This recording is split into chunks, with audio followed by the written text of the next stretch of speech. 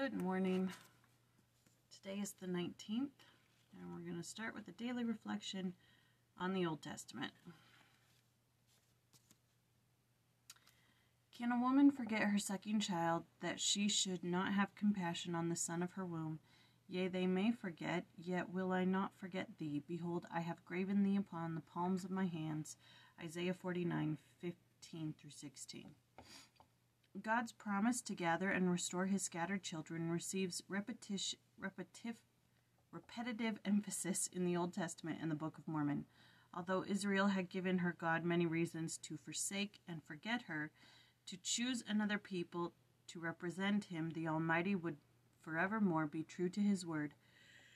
He could not forget Israel any more than a woman could forget her child. For one thing, he had graven them upon the palms of his hands. The token of the crucifixion, the emblems of the infinite atonement, were everlasting reminders to the Redeemer of what he had done and what he would do to preserve and protect his beloved.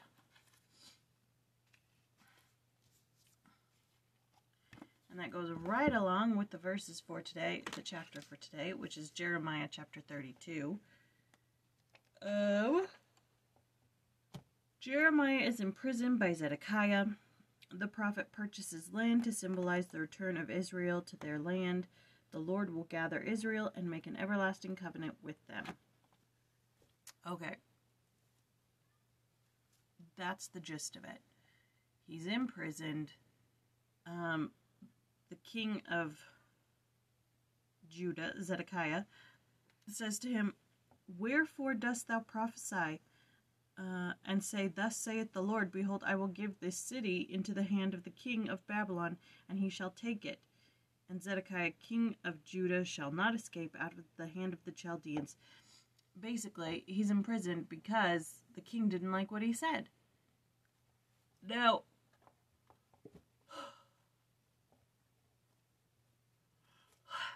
it's been happening. In this day and age where you can't say what you want to say, you'll get canceled, you'll get banned, you'll get censored, and in some countries you get thrown into prison for saying things that people don't like. It's insane. But you cannot stop the word of the Lord. You can't do it.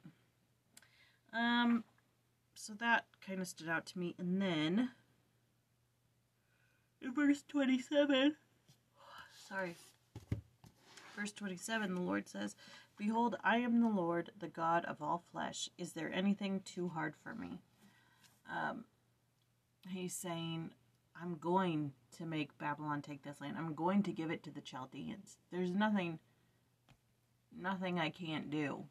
If you think this is too impossible, you obviously don't know who I am. And, oh yeah, he buys a piece of land. That's basically it. He says, "From my uncle's son," which I'm like, isn't that your cousin? But they kept saying, my uncle's son, which I thought was interesting. Okay, we're at 32. Okay, we got 3 things here, luckily from the Ludlow. This prophecy was given after the Babylonian siege had already started and just 1 year before the destruction of Jerusalem.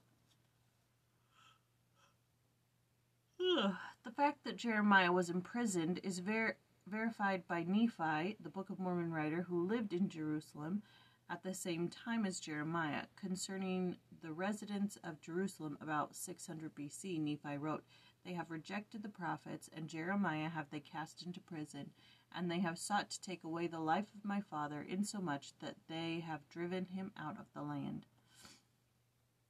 And then it has one more thing here for verses 36 through 44. Saying,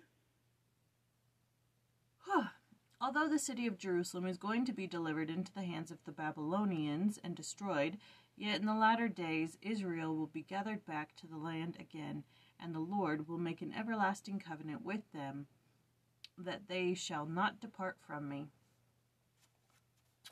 Hannah was talking about her seminary lesson yesterday and how the seminary teacher had them watch the end of Inception where the top is spinning and you don't know if it stops or if it continues to spin. And she tried to liken that to these prophecies of Isaiah. And I was like, Hannah, you better explain it to me, because if you don't, you're not going to go to seminary anymore. There's no reason to have high school students watch a rated R movie. It was the last 2 minutes. I understand that nothing too bad happens in the last 2 minutes. But still, to bring in a rated R movie to illustrate a point in the scriptures, I think that's stretching it a bit. Anyways, she was trying to use the spinning top as a representation of the Lord's timing. I'm like, no. There's like 100 million different ways to illustrate that better than the open-ended, you get to choose the ending of Inception movie. One has nothing to do with the other. I'm like, Inception is open-ended. You don't know if the top spins or if it stops. You get to choose for yourself if it was a dream or if it wasn't. That's how open-ended things work. The Lord's promises are not open-ended. The prophecies of the prophets are not open-ended. It is eternal truth. There is no varying. There's one truth, the whole truth, and nothing but the truth. End of story. I don't know, it just bugged me so much. I'm like, pick a different thing to represent the Lord's timing. Anything at all. Anything at all. Anyways, I'm going to leave you with a prayer from a diary of prayer. It is the 19th, Wednesday the 19th. We've got two. One from the 16th century and one from Lancelot Andrewes. O God, behold my grief and care. Fain would I serve thee with a glad and cheerful countenance, but I cannot do it. However much I fight and struggle against my sadness, I am too weak for this sore conflict. Help me in my weakness, O thou mighty God. I am thine, save me. Behold, O Lord, I am thy servant, and the son of thine handmaid, an unprofitable servant, yet a servant, a lost son, yet a son. We are all thy people. Carest thou not that we perish? Yea, thou carest. All right, that was Jeremiah chapter 32, and we do 33 tomorrow, and then 36, and then we're done with Jeremiah, and we go into Lamentations. All right. We will see you then. Have a great day. Bye.